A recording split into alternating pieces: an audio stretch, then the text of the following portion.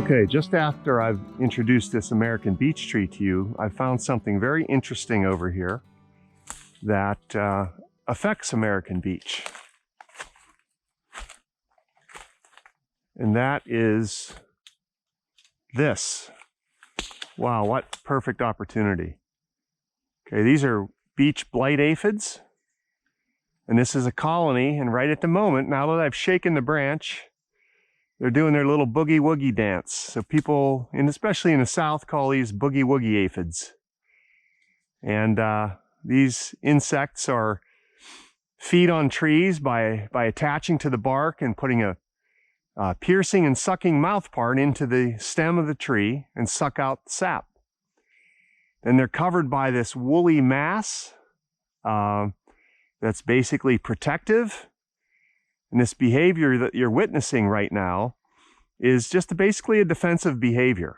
If I were a predator, a bird or an insect or another something that came to try to eat these things, they coordinate this activity in mass. They previously were completely still, and they get more active the more disturbed they get.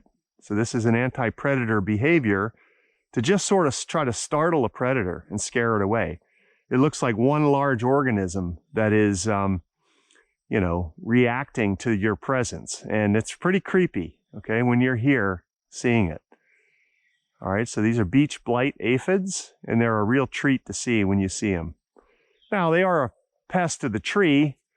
They won't really kill the tree or anything, but they do feed on the tree. And they also excrete, you know, what's called honeydew. So as they feed, they're taking in a lot of sap from the plant, extracting nutrients from that sap, but they're dumping out a lot of the extra liquid out the back end. And that will accumulate in places like the ground below where they live, or on the bark of the tree or another tree. And then other organisms like fungi, sooty molds and things will live on that honeydew. Okay, so that can be part of the issue that these aphids cause, is this sooty mold formation that becomes associated with their feeding. All right, so I'm really glad that we ran into these things today. They're really cool. Okay, let's keep moving.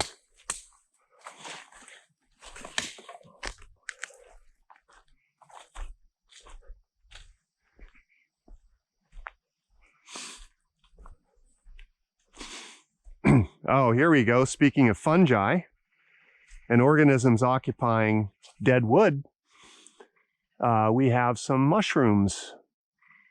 I'm not entirely sure the species of this mushroom and whether or not it's edible. Mushrooms are something you have to be very careful about in terms of your IDs. It does look like something called chicken of the woods to me, which is an edible mushroom. But I don't want to provide recommendations in that regard, because there are mushrooms out there that can kill you if you eat them. So it's very important to get very good at ID before you attempt to collect or eat mushrooms. This being a state nature preserve, you wouldn't be permitted to do that anyhow. But I'm fairly certain that's chicken of the woods.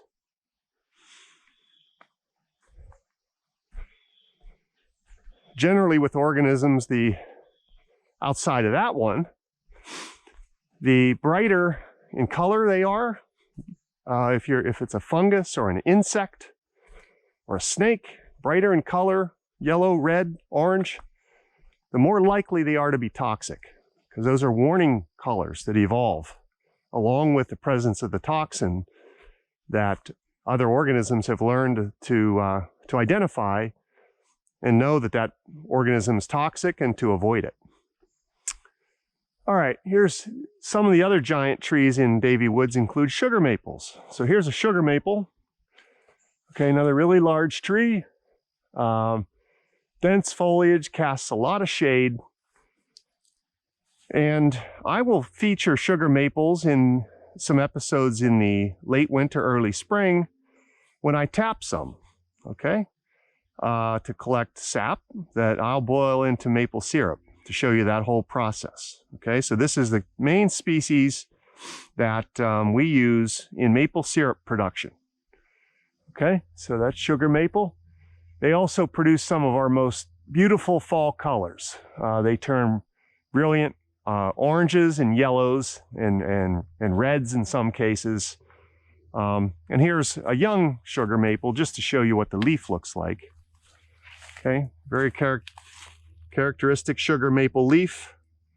5 main lobes, okay, is one key. I think most people recognize that as your standard maple leaf. And that's particularly the leaf of sugar maple.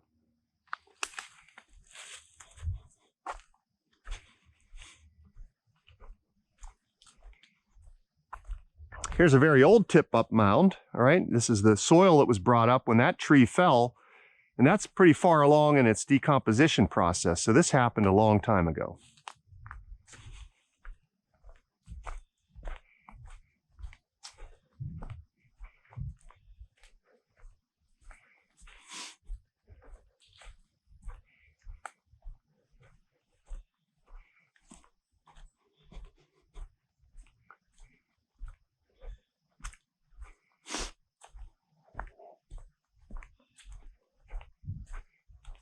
Okay, just again moving along this riparian area. Quickly here.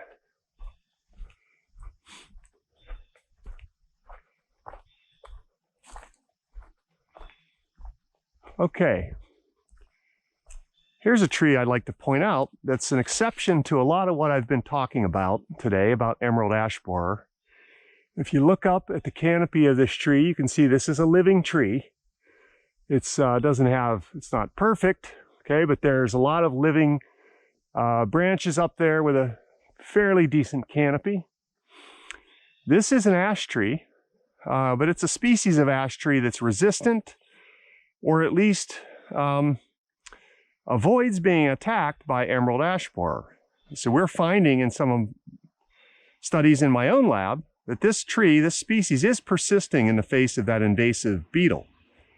And so you can still find large, mature blue ash trees in this part of Ohio. This species is kind of a Midwestern ash species, all right? It doesn't have as wide a distribution as white and green ash. It's not as important in the horticultural trade or in the, the timber or lumber, but it's an important native tree that's pretty abundant in Ohio. And so this is the one piece of good news at the moment about ash trees in the face of emerald ash borer is the persistence of blue ash. Now, blue ash is named that because the bark here, the inner bark, you apparently could make a bluish dye from. So Native Americans would make a dye from extracts of the bark, okay, that had a bluish tinge to it. Okay, other ashes that we have named white and green and black, those are all named for characteristics of either their leaves or their buds. And so this one happens to be a characteristic about its bark.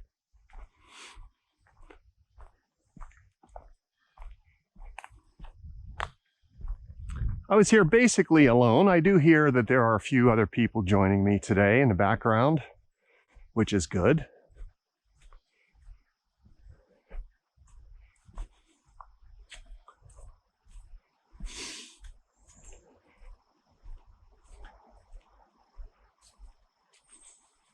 All right, as I walk here, I see on my left a sea of something you also want to avoid. It's a native plant, but you still don't want to touch it. It's a stinging nettle. So if you look at the stems of stinging nettle, they're covered by what are called urticating hairs, little sharp, spiny hairs that will break off and enter your skin and cause a stinging-like reaction when they do so. And so if you were to wade through this sea of plants in front of me and with bare legs, you'd pay for it. Okay, so that's stinging nettle. Something to avoid.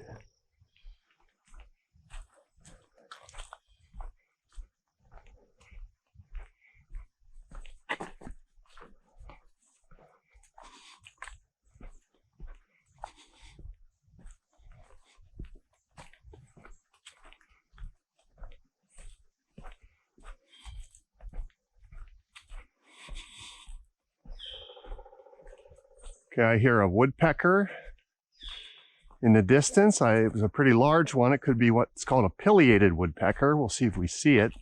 Okay, here's a little wooden bridge then again across the stream.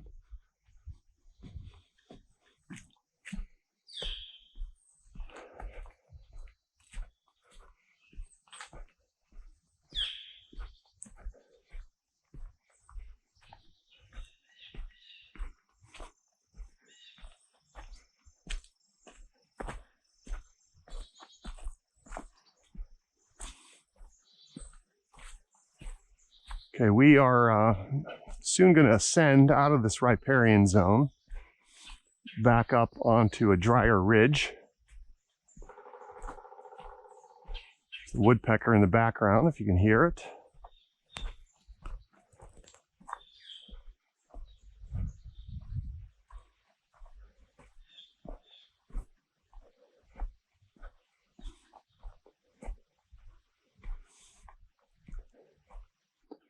All right, I'm a little bit off trail, but this is all in the name of science. This is the largest tree that I'm aware of at Davey Woods, and it's a giant tulip tree. Okay, this tree is about over 4 feet in diameter. Okay, and I believe it's about 150 feet tall. Okay, it's a really impressive specimen. It sits on the edge of a little tributary to the stream that I've been walking near. And it's quite amazing to be this close to a tree that large. So 4.5 feet in diameter, 150 feet tall. It's also about 150 years old. All right, so it's really impressive. Very straight trunk. If a tree like this were harvested, and you could frame numerous small houses from a log like that. Okay, it's really impressive to be in a close vicinity of this tree. All right, so this is one of the largest tulip trees I'm aware of in this area. Okay, and particularly in this forest. Okay, so it's awesome. Now, while I'm here, there's another large tree of a species I haven't talked about yet. And this one is red oak. I've talked a little bit about white oak. And again, oaks are very important species in forests in general. As keystone species, they produce acorns that are used by many organisms. This is a large specimen of red oak. Red oak often has very flaring roots at the base. You can see that essentially help to buttress the trunk to help these large, tall trunks stand upright. So that's a large tree, but red oak grows faster than white oak. So at the same size, the same diameter, this red oak would be a lot younger than a white oak of the same diameter. I hear a woodpecker right near me. All right, it's working on a dead ash tree over here. So it's finding grubs or something that occupy that. I can't see what kind of woodpecker it is yet. All right, but that's red oak. And red oak is named partly for the color of the wood. It has a reddish tone to it, where white oak has a very pale, fibrous wood. Both excellent building materials. White oak probably more important than red oak in that regard for floors and things like that. But nonetheless, this is also one of our important oak species and one of the giants in Davey Woods. I see some acorns of this red oak right here. Okay, kind of your standard acorn, nice compact cap. And that resource is hugely important for just numerous organisms.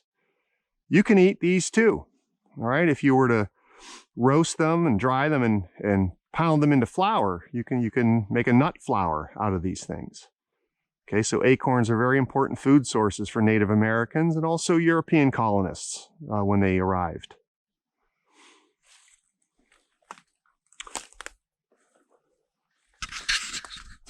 All right, just another shot of this particular area.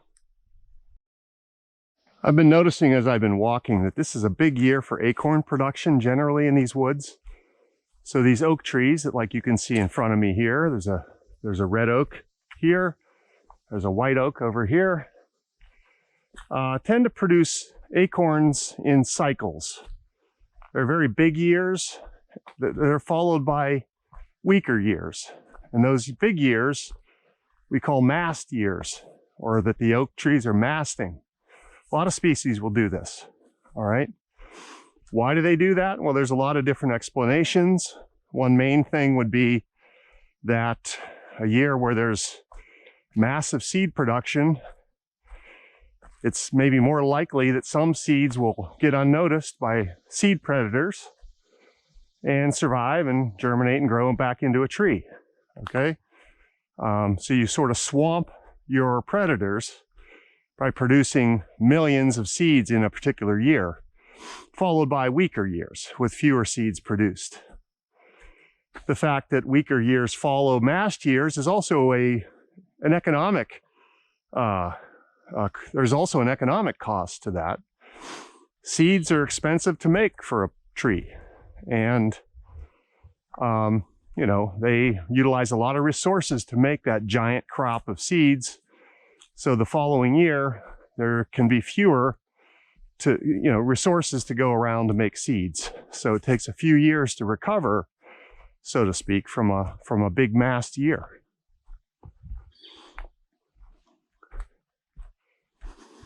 Okay, we're back up on the ridge top now. Again, in a sea of spice bush. I see near me hickories, some honey locust. We'll get up close to honey locust in a bit.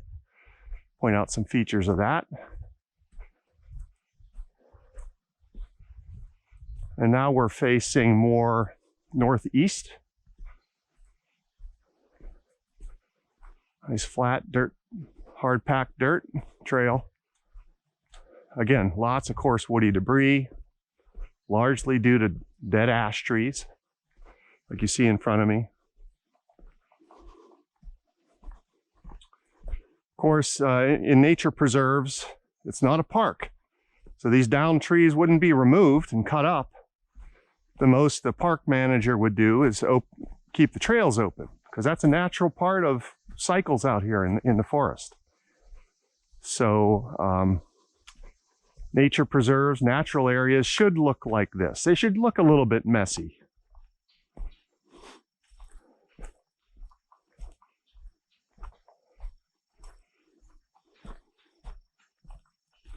I'll just walk through a spider web.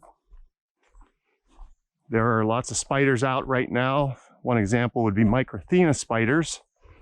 There are these very kind of scary looking spiders with spiny bodies. They like to make their webs across trails in the forest. I'm a tall guy. I walk through a lot of those, even if other people have come before me.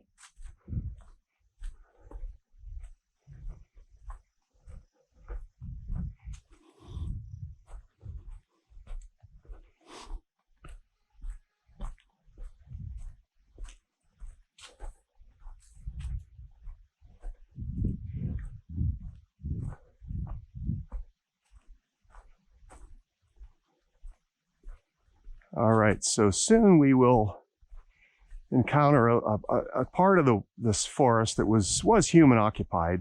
You know, this was owned by some people who eventually, I guess the preserve it was bought from the family, but we'll see some remnants of that soon. Here's some shelf fungi also, okay, occupying this dead sugar maple tree.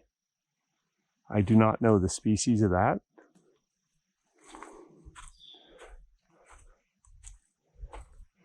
I pointed out buckeyes earlier, by the way, and this is a buckeye, perfectly healthy as far as I can tell. Has good buds on it, but see, its leaves are gone. Buckeye loses its leaves probably earlier than any other tree we have in our forests in Ohio. So this is normal for a buckeye to lose its leaves very early.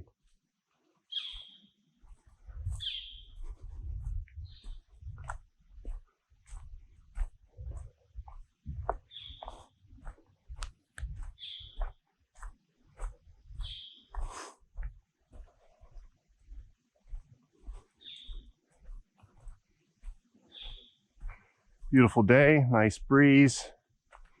It's going to get warmer, and it'll be warmer out there in the sun, but today it's quite comfortable in here. All right, if you notice, as we look around this part of the forest now, just, the longer view, you can see this is a site with much smaller trees. Really don't have any of those large tulips here or oaks. And this isn't part of this woods that would have been impacted by people in the past. This is probably cleared at one point, or certainly was cleared at one point, and either farmed or there was a homestead here, I'm sure. And when that gets let go, you end up with a forest that's made up of younger trees. No surprise. You can also tell that a forest is young if those trees are all roughly the same size. There's none that are really out of character unless they were protected. We call that an even-aged forest, and that's an indicator of a forest that's sort of been all let go from farming at the same time. So trees all got established around the same time and end up growing together with each other, roughly the same rates and sizes afterward.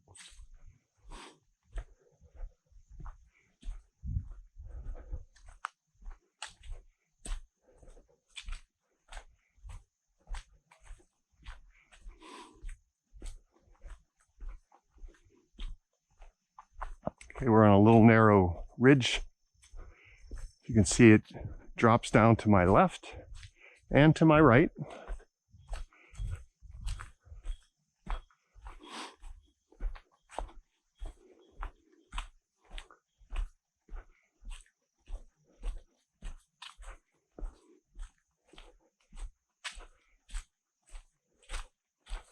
These ridge tops, soil-wise, would be much drier, okay, than those bottomlands, and that can lead to a different plant community at these higher, what we call uplands, compared to the lowlands.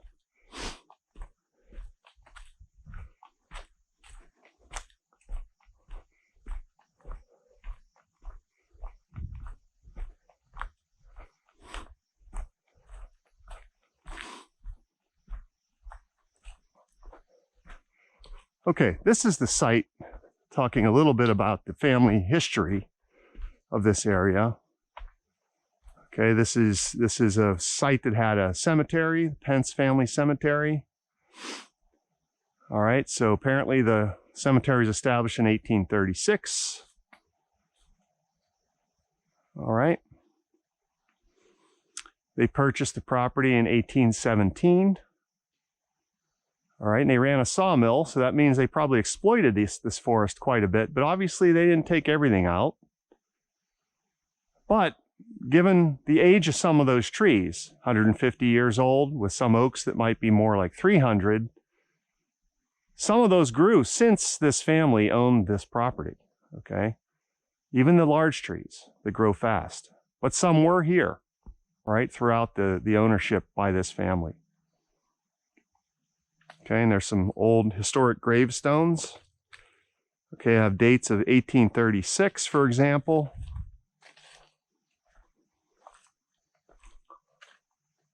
Okay, here's David Pence, 1863, aged 86 years. Quite old fella for that time, that era.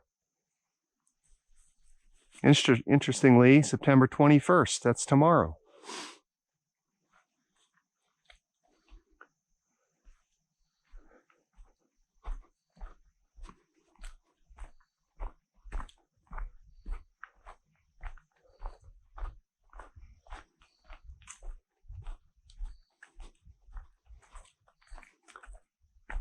I had mentioned invasive species earlier, like amber honeysuckle. We'll see this on almost every walk that we go on, at least in Ohio. This area is not bad for it, though. This forest is not bad. It might be partly managed for its presence, but it's also not too invaded by that species, which again is a shrub. It's an Asian shrub that wreaks havoc in forest understories and edges and old fields. But it is not that abundant here, as far as I can see.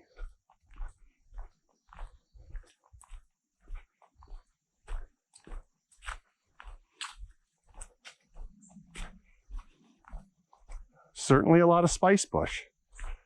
If you didn't know that this belonged here, you'd think this was an invasive species.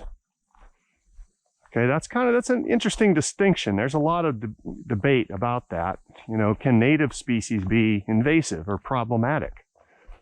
Sure they can, in the right circumstances where they become overabundant and they negatively impact other species. Sure. They just happen to be native. We would call them, tend to call them aggressive natives. Other species like that might include goldenrods, cattails in aquatic systems, certain trees like box elder.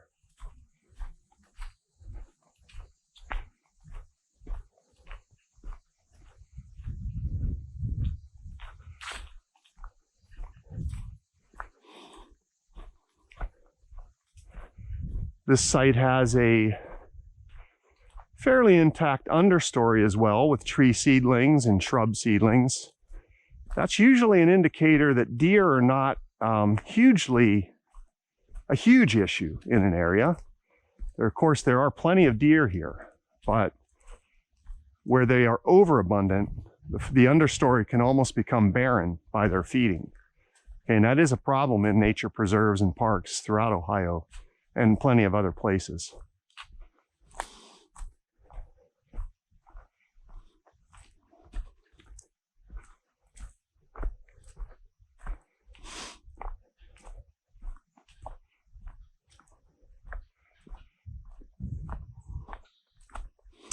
Okay, now we're starting a descent back down to essentially the original signage where we started.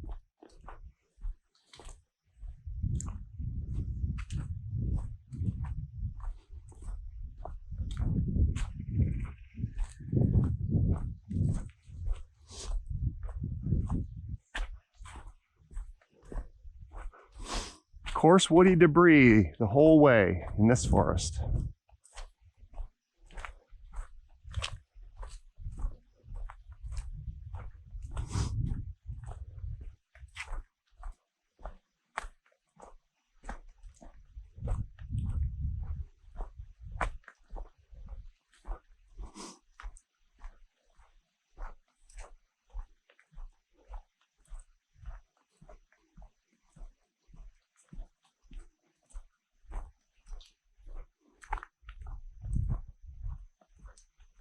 This site also, and I'll try to do this in the spring, is nice for spring wildflowers.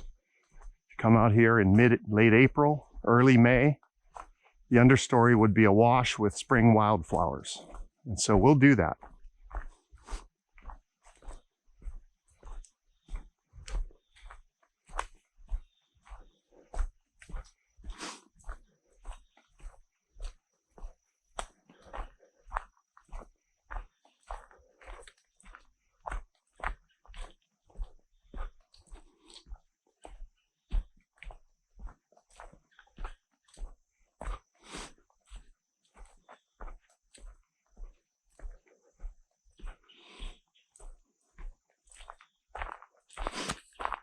Okay. And here we are, back to the original signage, discussing the area, some issues, and so that'll conclude my walk of Davey Woods. Thanks for joining.